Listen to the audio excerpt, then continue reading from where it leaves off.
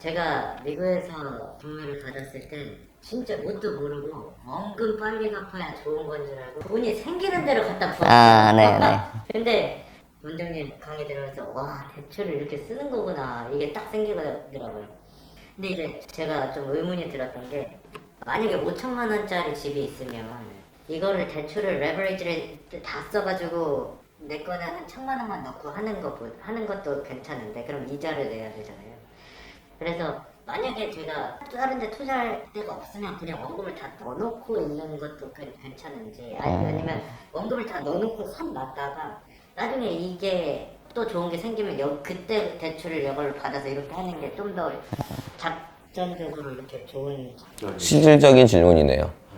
예를 들어서 내가 뭐 상가든 뭐 빌라든 하나 사는데 내가 다음에 살 계획이 없어. 근데 내가 그 돈이 다 있어. 그럼 대출 받을 필요 없죠. 그리고 나중에 생길 거라고 해도 그때 가서 맞습니다. 이렇게 예, 할 수 그렇게 하면 돼요. 그러면 이자를 벌면 네. 대출을 할 때 저 같은 초보자들은 물건이 있으면 은행에 먼저 가야 돼요? 아니면 은행에 가서 나 이런 거 받을 건데 대출 얼마만큼 해줄 수 있습니까?를 먼저 물어봐야 되는 건지. 그건 자유롭게 하시면 되는데요. 순서를 어떻게 하냐면 낙찰을 받기 전에 은행을 가시지 마십시오. 요즘에는 은행이 더 답답하게 답이 나오니까 그 네이버에 경락잔금 대출 이렇게 치세요. 네, 그러면은 쭉 나와요. 여기 사기치는 사람들 아니니까 그냥 그 사람들한테 전화든 뭐 질의든 하세요. 그럼 답이 올 거예요. 단 100%는 아니라는 거. 100%라는 건 뭐 70% 정도 나올 것 같습니다지 70%가 나옵니다는 아니에요. 나옵니다는 낙찰을 받고 와야 대답을 해줘요. 그런 데가 1금융권. 1금융권이에요. 국민은행 이렇게 나오는 게 아니라 어떤 인물이 나와요. 인물이나 회사가. 그 사람이 뭐 하냐면 제일 잘 나오는 경락잔금 대출 은행하고 연결해주는 사람이에요. 연결해주는 사람인데 우리한테 수수료를 받거나 그러지도 않아요. 은행 쪽에서 받거나 법무사 쪽에서 받지. 그렇기 때문에 우리한테 크게 돈이 나가는 사람이 아니에요. 이것도 저 초보 때로 가볼게요. 두 가지가 궁금하잖아요. 얼마가 나올지와 금리가 궁금하잖아요. 그러면 5군데 정도를 이렇게 해봐요. 그럼 사실 비슷한 답이 나와요. 그 중에 제일 많이 나오고 제일 적게 금리 내는 데다가 나중에 조인을 하는 거죠. 그럼 제일 많이 나오고 제일 적게 금리가 나오는 데다가 1금융권이 아닐 수가 없어요. 아, 그래요? 아닐 수가 없죠. 2금융권에서 3% 이자 이렇게 받으려고 하진 않을 거 아니에요. 근데 더 많이 주진 않나요? 더 많이 주지도 않아요. 조금 더 많이 주는 경향은 있는데 그렇게 되면 막 금리가 10% 이렇게 올라갑니다. 3% 기준에서.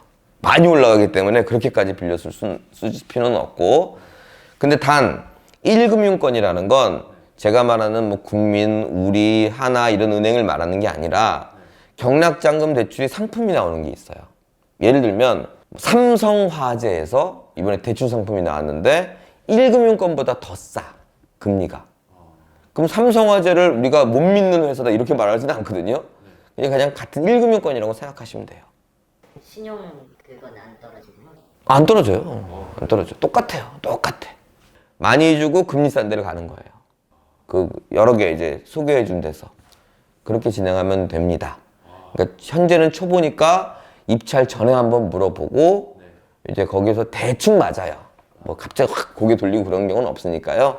대충 맞으니까 그런 거를 바운다리로 입찰을 하시고 낙찰 받으면 또 다시 한번 견적을 뽑아보고 제일 많이 주고 제 회 같은 경우는 제일 싼 데로 간다. 거기가 무슨 은행이 아니어도 관계없다. 하나만 추가적으로 더 말씀드리면 아까 1억짜리 집을 뭐 굳이 딴 걸 살 이유가 없으면은 대출을 안 받고 한다. 이런 게 맞다고 했어요, 제가. 그리고 다른 집을 살 때 그때 대출을 받으면 된다. 다른 부동산을 살 때 맞는 말이에요. 근데 루틴이라는 게 있잖아요.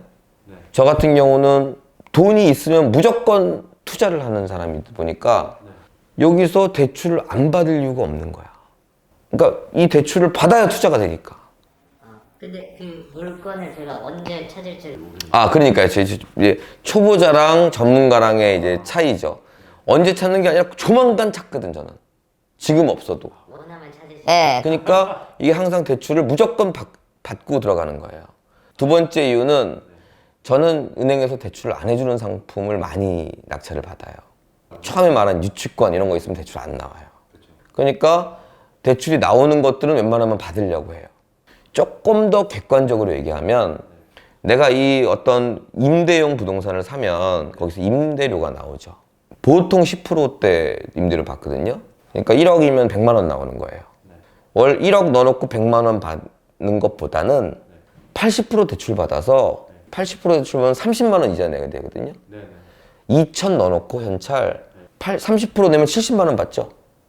그런 셈이죠. 1억 넣어놓고 100만 원 받는 것보다 2천 넣어놓고 70만 원 받는 게 훨씬 나한테는 이득이에요. 그래서 대출을 전 무조건 받아요. 그렇기 때문에 초보적인 입장에서는 당연히 살 것도 없는데 뭐 대출을 받아 나 이자만 나가 30만 원 나가지 않습니까? 조금 더 이제 성장이 되면 그런 물건을 계속 찾아야 되기 때문에 시드머니가 있어야 되고 뭐 수치적으로 보더라도 내가 1억 넣어놓고 100만 원 받는 것보다는 2천 넣어놓고 70만 원 받는 게 훨씬 더 이익이기 때문에 그런 식으로 진행을 하는 목표를 갖고 있어라 라는 말씀을 드리는 겁니다. 이제 이렇게 좀 다듬어지고 이제 한 단계 성장하면 궁금증이 사라지는 게 아니라 궁금증이 더 많이 늘어날 거예요. 그때 한번 또 오세요.